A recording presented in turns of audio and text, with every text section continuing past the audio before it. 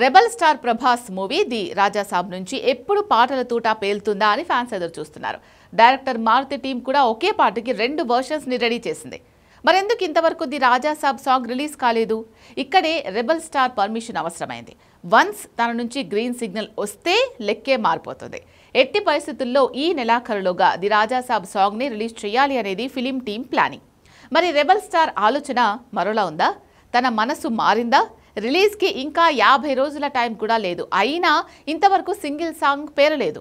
కానీ వారణాసి నుంచి 1కి 2 చొప్పున పాటల తూటాలు పేలుతున్నాయి. బాలయ్య మూవీ అఖండ 2 నుంచి పాటల తూటాలు పేలుతూనే ఉన్నాయి. వచ్చే వారం డ్రాగన్ నుంచి సాలిడ్ అప్డేట్ వచ్చేలా ఉంది. కానీ ఇంతవరకు ది రాజా సాబ్ సాంగ్ పేరలేదు. ఇంతకీ రెబల్ సాబ్ జాతర పాట పేలేదెప్పుడు? అది టైటిల్ సాంగా లేదంటే ఐటమ్ బాంబా? Take a look.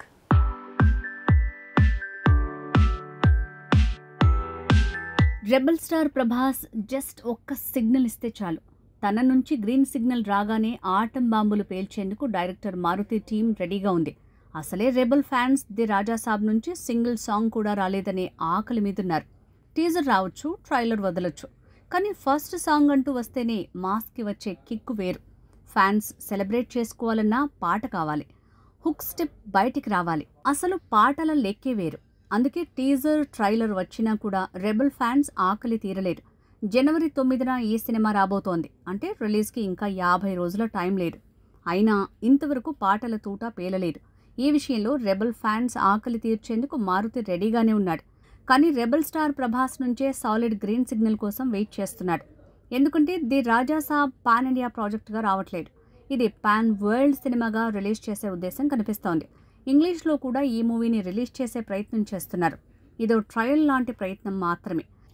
అయితే నాటు నాటు పాటను మించేలా ది రాజా సాబ్లో ఐటమ్ సాంగ్ని ప్లాన్ చేసినట్టు తెలుస్తోంది. లార్జర్ దాన్ లైఫ్ అనిపించే భారీతనం పాటలో ఉండటం వల్ల ముందు జాతర పాటే తూటాలా పేల్చబోతున్నారు.